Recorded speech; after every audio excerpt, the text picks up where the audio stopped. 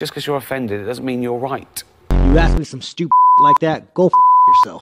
2 bedroom, all gender. It's like, what is this? Where I have to go? In today's world, where woke culture is reshaping societal norms, prominent voices from comedy, sports and tech are stepping into the spotlight, and they're not just participating in the dialogue, they're challenging the status quo.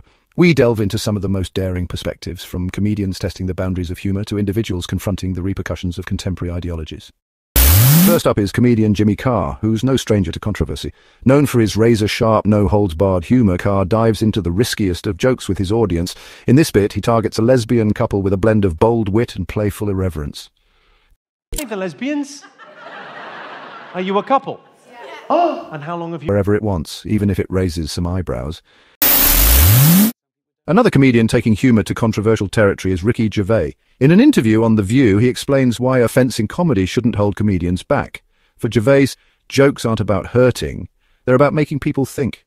Ricky Gervais argues that feeling offended doesn't make you right, and he has no intention of watering down his humor to please everyone. Yeah, well, that's the thing about offence, isn't it? When people say they're offended, it's that, just because you're offended, it doesn't mean you're right, you know? It's... offence is about feelings, and feelings are personal. Some people are offended by equality. So what? You know, so you can't second-guess people. If you try and please everyone, you'll please no one. Comedy, he says, has to hit uncomfortable subjects to stay honest. For Gervais, it's this unfiltered approach that makes humour a powerful tool for examining society, even if it challenges norms. With comedy as well, I think you've got to deal with taboos and contentious issues, and sometimes you deal in irony, and some people don't get that, but, you know, you can't legislate against stupidity, otherwise you'll be doing nothing, you know, because I'm not doing it for the 200 egos in the room, I'm doing it for the 200 million people watching around who aren't winning awards, who aren't millionaires, and freedom of speech is so important these days. I've reached the age now where I don't care anymore. It's a sin. Not to joke about all the bad things, that's a waste, because that's exactly what we should joke about. And when it comes to sensitive topics, Gervais doesn't hold back. In his stand-up, he takes on the concept of dead naming. Sharing his reaction to the criticism he faced after making jokes about Caitlyn Jenner, Gervais's humour here explores how fast language and norms around identity have evolved, often leaving people feeling like they can't keep up. He questions the culture of enforcing new rules overnight, especially for those who may still be adjusting. Gervais's take? Comedy should be free to question, poke fun, and even push back. To him, it's a way to find humour in a world that's rapidly redefining itself. Relax. I'm going to be nice tonight.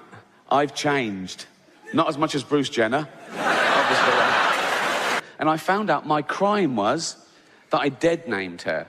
Now, I'd never heard that term, you know, before a day after the Golden Globes, and that was saying her old name, and even acknowledging that she used to be a man. But she did. I saw him on the Olympic Games. It was decathlon, it was in everything. He was all over the place. Shot put and pole vault. He won a medal. But for some, like Elon Musk, the effects of woke culture hit even closer to home. In a conversation with Jordan Peterson, Musk reveals a deeply personal story, one that changed his views and fueled his resistance to this cultural shift. Musk shares the pain of losing his son to what he calls the woke mind virus. Almost every child goes through some kind of identity crisis. It's part of puberty. Exactly. It's just part of growing up. It's very possible for adults to manipulate children who are having a natural identity crisis into believing that they are the wrong gender. Yep. Explaining how he felt pressured into decisions he now regrets. Through this experience, Musk's stance on open dialogue and freedom of expression became more than just words. It's a fight he's determined to win for his family and for others navigating these complex issues. Why are you willing to make this an issue, do you think?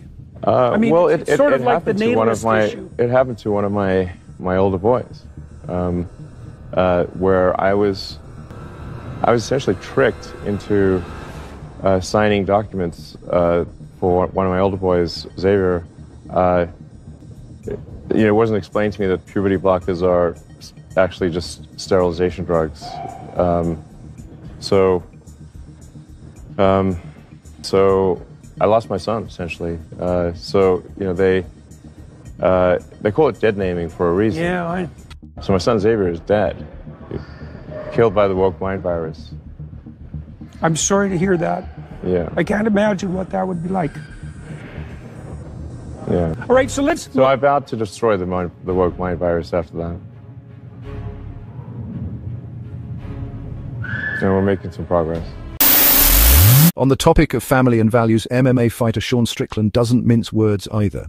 In a heated interview with a Canadian reporter, Strickland defends his beliefs, challenging woke ideologies that he feels interfere with traditional views. Strickland flips the script, questioning the reporter's motives and pushing back against the notion of political correctness. For him, these conversations are about safeguarding what he sees as the core of society. Strickland's take is straightforward. Certain topics don't belong in schools or in the lives of kids. His blunt delivery may be divisive, but it's a stance he stands by without hesitation. We've got a pretty supportive gay and lesbian community in this city. I did want to ask you about something you wrote a couple of years ago. You said, if I had a gay son, I would think I'd... Oh, look, another, I'm saying to you, the swamp, you guys, the swamp. You become a champion, you become a star, and someone says... Let me ask you something. Are you gay? Have you had the chance to interact with a more diverse Let me know, are you gay? Could I get an answer? Well, no, I'm asking, this is a part of, are you a gay man? I'm an ally of the community. Okay. If you had a son and he was like, you had a son, he was gay, you'd be like, oh man, you don't want a grandkid? No problem with it. Oh man, well, dude, you're a weak man, dude. You're part of the problem. You elected Justin Trudeau. Like, when he sees the bank accounts, like, you're just pathetic. And the fact that you have no backbone and has he shut down your country and seized bank accounts, you ask me some stupid shit like that, go yourself. And finally, a lighter take on these issues comes from MMA legend Khabib Nurmagomedov. In an interview with Patrick Bet-David, Khabib gives a straightforward answer to a question about multiple genders. A very technical question for you. I know you're a math guy, and this one may be a tough question for you. If you're uncomfortable answering this one, I'm totally okay with that. In America, we have a few hundred genders. How many genders do you guys have in Russia? I know you're a math guy, that's why I'm asking. I think maybe there's a...